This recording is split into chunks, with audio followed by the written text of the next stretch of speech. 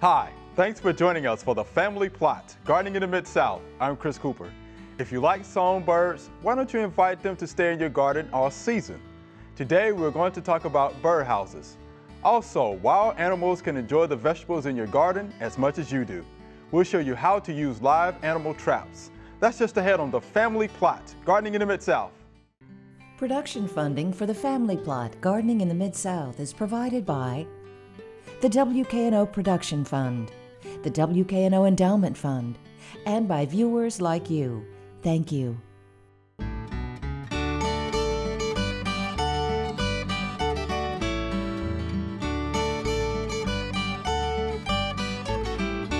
Welcome to the Family Plot. I'm Chris Cooper.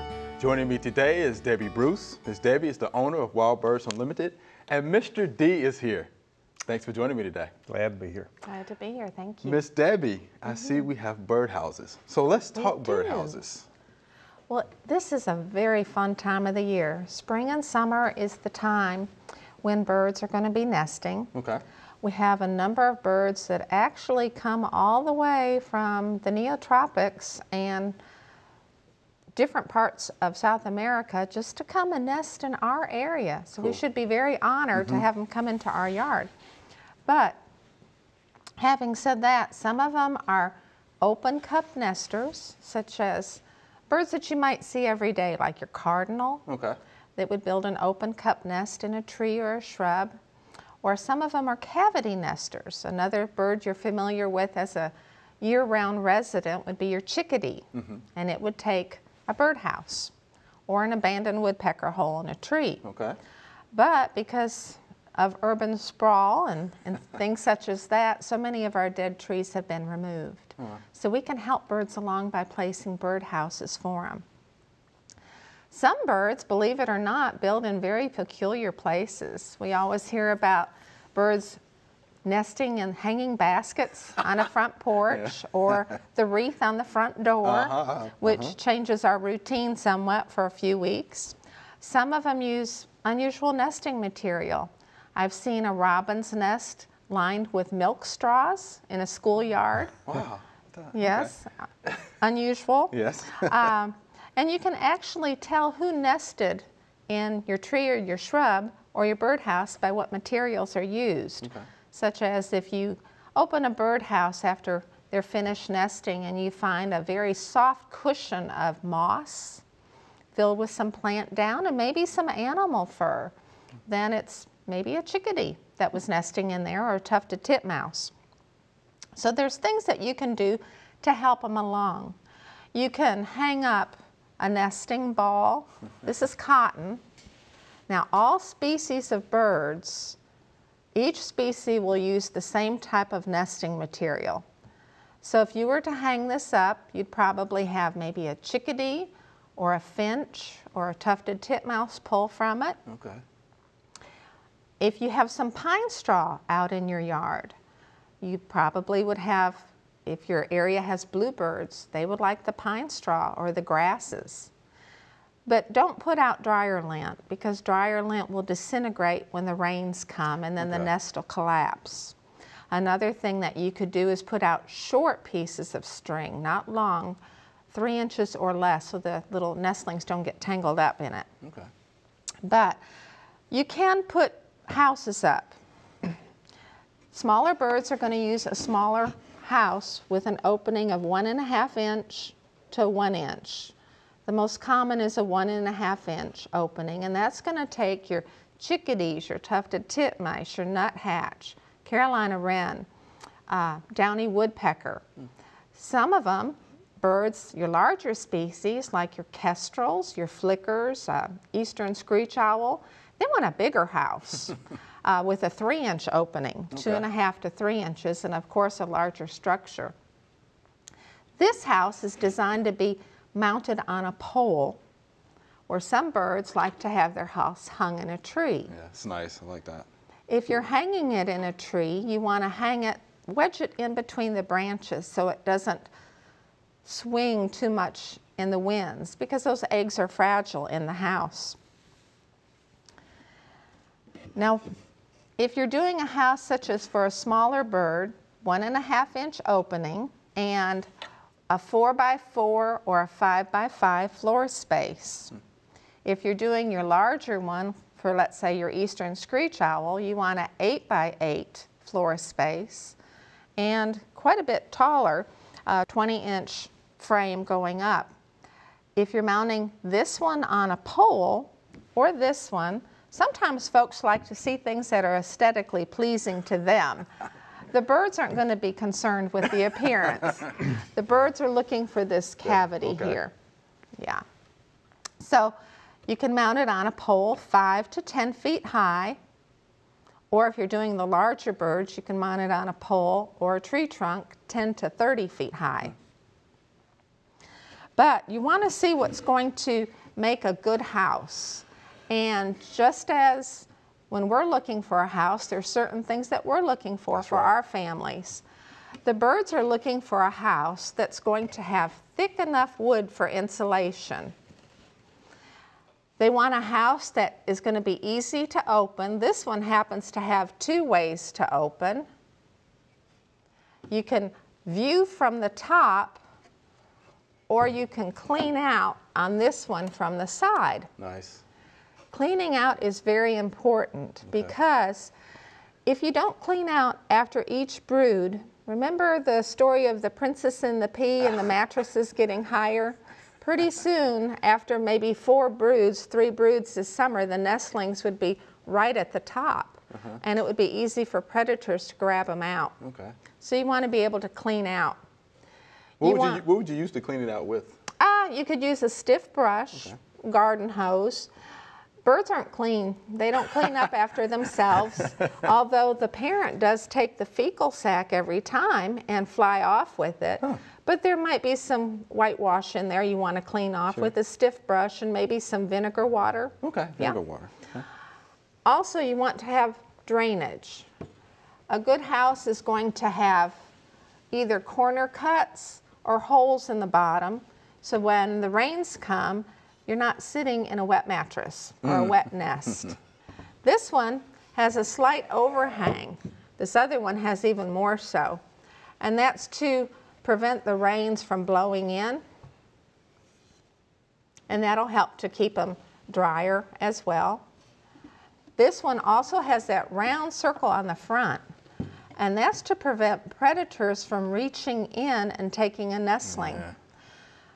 Mortality rate in birds is very high. Spring is a very fun time of the year and summer to watch birds raise their young. It's probably the best of nature, but it's also the worst of nature because you see so many nestlings that don't survive. If you have an existing house that's just flat across the front, you can add a block of wood to the front with the same size opening.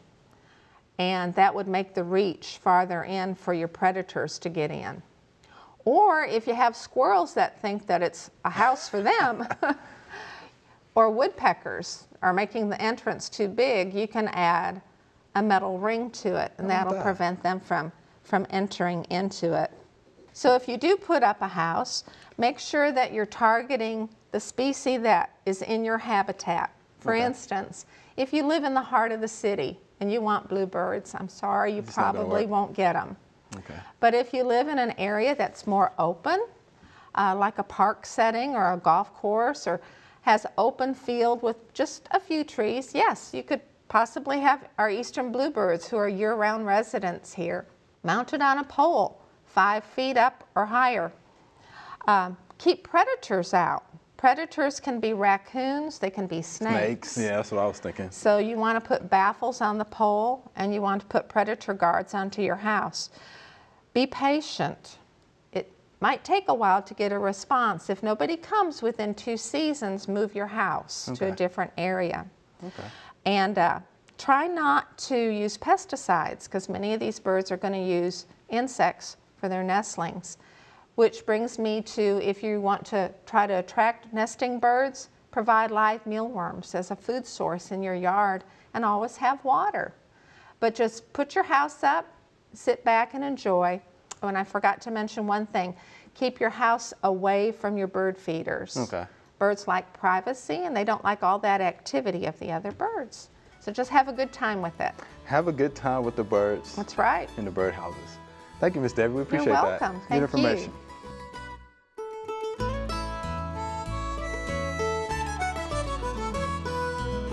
Perennial versus biennial versus annual. Yeah. How about that one? Yeah. And everybody's probably familiar with Everybody that. probably Yeah. knows that. The one they may not know, but it's pretty easy to figure out, is the biennial. Mm-hmm.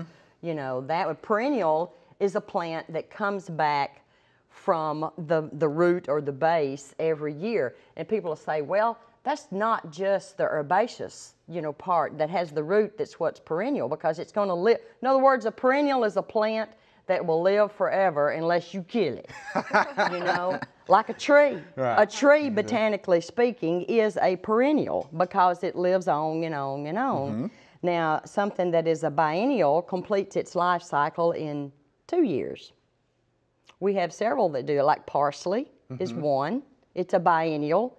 A lot of people will say, well, my parsley, it did really good and had all this pretty foliage and everything that first summer, and the next spring it shot up a flower stalk and that died. was it. Yep, that What was did I do wrong? Well, you didn't do anything wrong. Right. That's what's programmed into that plant because it is a biennial. Mullein, one of our native, well, it's not native, but you'd think it's native, but it was introduced from Europe. It's sort of a wildflower kind of thing, grows around on the ditch banks and stuff, but it's biennial. Yeah. Queen Anne's lace. Yeah, Queen Anne's lace is blooming now. Sure it's a is. biennial as well. And annual then, obviously, is, like a bedding plant, something that will grow in one season, set seed, and die. One growing season. Whether growing that's season. the fall, the spring, summer, whenever it is, it's programmed to complete its life cycle in one growing season. All right, Mr. D, so you're going to demonstrate to us how to use one of these live animal traps, right? How to catch a raccoon or a possum or any critter that's causing you some trouble. What I have here is, I guess it's a have a heart live animal trap, or very simple construction. This one's big enough. This one has actually caught several raccoons in its life. To open it up, you release the screen right here and just open the door, and then you hold it and you see the little flap. Oh, okay. That will release the door when something steps on that flap. So the hook, we have a lever that comes up here. Let me turn it around where you can see that. That flap is attached to this hook, which is attached to the door. So if I set the hook like that and release it, the trap is set. Okay, I got you. So if you run in there and you're going to be caught. So I'm going to put some bait, and one of the preferred baits for raccoons is tuna. So I have a can of tuna fish over here. So I'm going to grab this. I'm not going to trust the hook right now. Make sure I hold the door open with one hand. This is my trusty can of tuna fish. All right. Pretty good. Smells good. And I'm going to set that smells good, huh? back behind the little trigger, and now I'm going to reset my hook, release the pressure. So the trap is loaded, it's ready to go. Grab the handle here. See how that trigger's set? I see it. So it's loaded, it's ready to go. Now, I'm going to set it in an area here that I'm going to kind of back it up, because I don't want critters coming to the outside and trying to reach in to get it, because they can accidentally trip the trigger. I'm going to push it back into a kind of a protected area here, where hopefully the critters will just come through the front door. They'll see that's the only door that's open. I'm sliding it back here. Yeah, watch that poison ivy down there. Yeah, there's a little bit of poison ivy there. Now, before I put the bait in there, I pulled some out and I stored it on this little ash leaf. Yeah, ash leaf. And to try to entice the critters, I'm going to scatter a little tuna around here. Outside.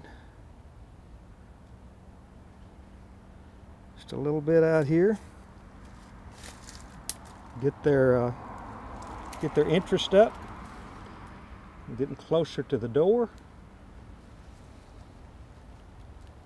Right at the front door there. Now I'm going to come around and come in over the top. Drop some in through the top. Oh, okay. A couple of little teaspoons of that there.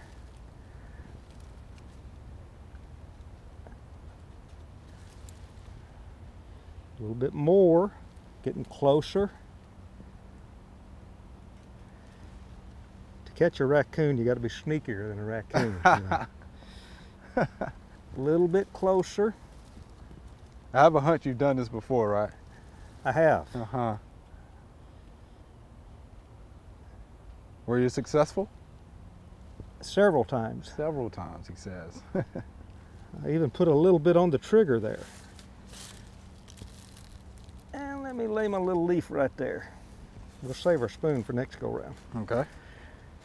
But you need to come back and check your trap at least every 36 hours.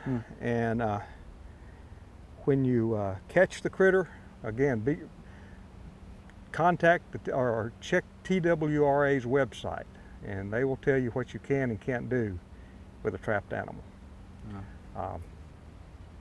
Or contact your local game warden.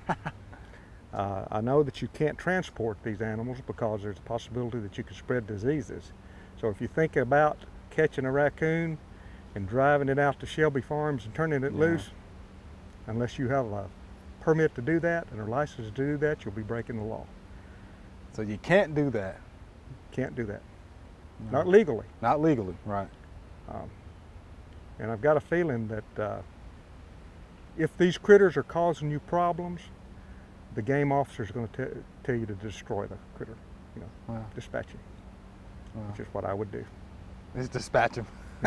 I'm sure you would do that, right? Exactly right. All right, well, do appreciate that demonstration there, Mr. D. And hopefully, 36 hours or so, we'll have something caught. Maybe quicker than that. Maybe quicker than that. Yeah. All right. You never know. You never know. Trapping is, you know, some folks are better trappers than others, and you know, there's things to consider. You probably don't need to, if you handle that trap with your bare hands, probably need to use gloves or rubber gloves or something that'll prevent the human scent. Probably don't need to walk around here a lot, you know, because they're pretty crafty.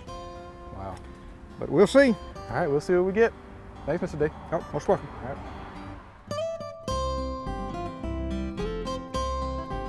Butterflies feed a little bit differently than we think of feeding. They taste with their feet. So that'd be a little gross if people did that, but for butterflies, they're finding a really good landing source.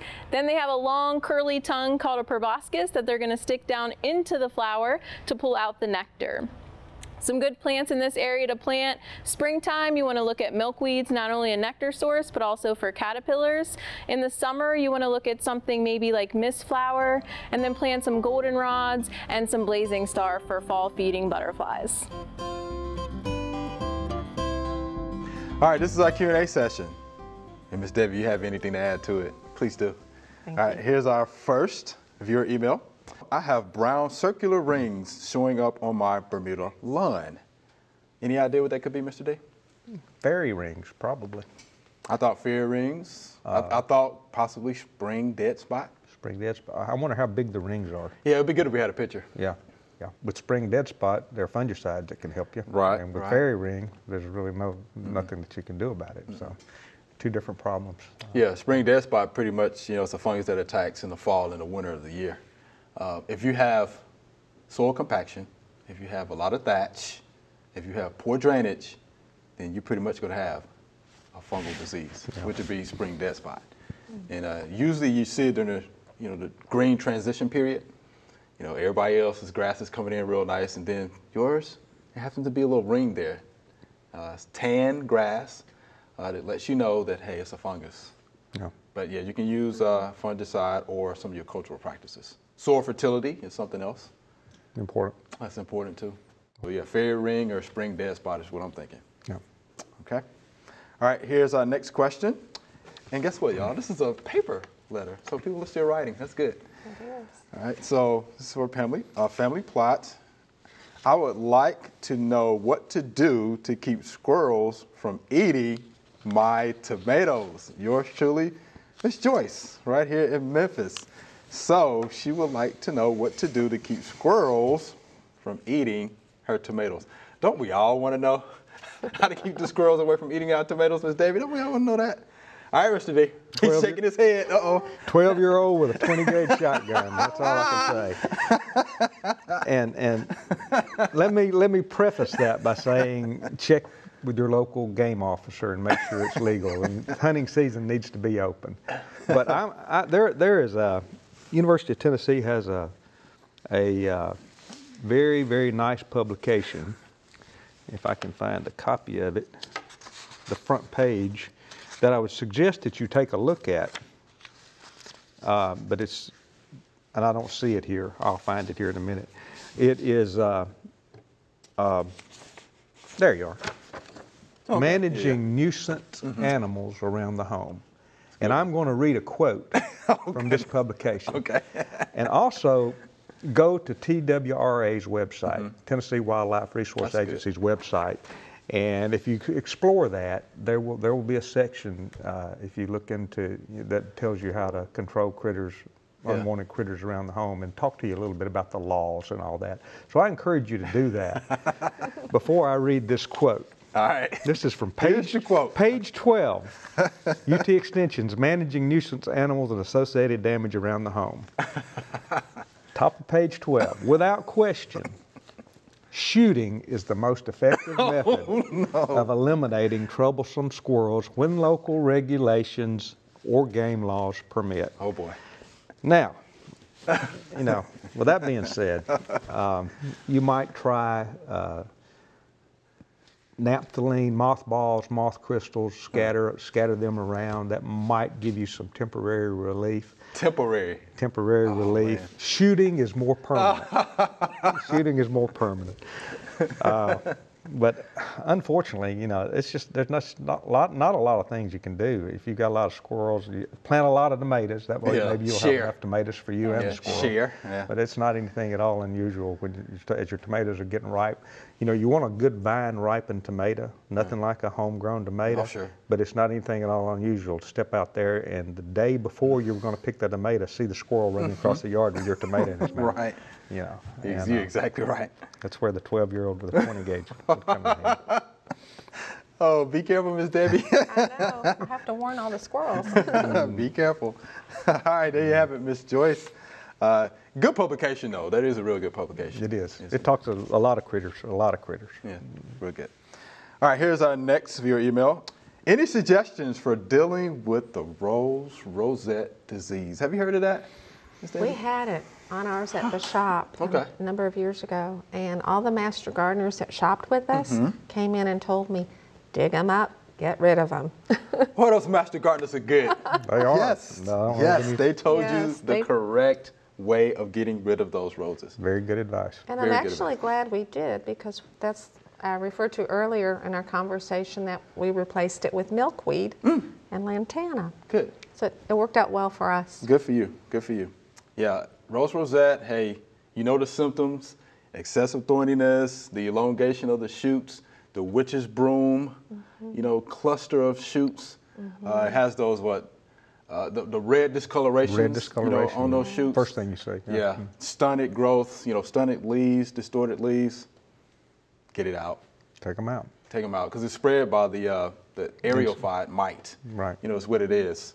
You know, it gets, you know, on that plant material. That's it. If you leave one bad one in there, it can affect all of them. That's right. Get them out quick. That's right. I mean, there are going to be some experiments going on.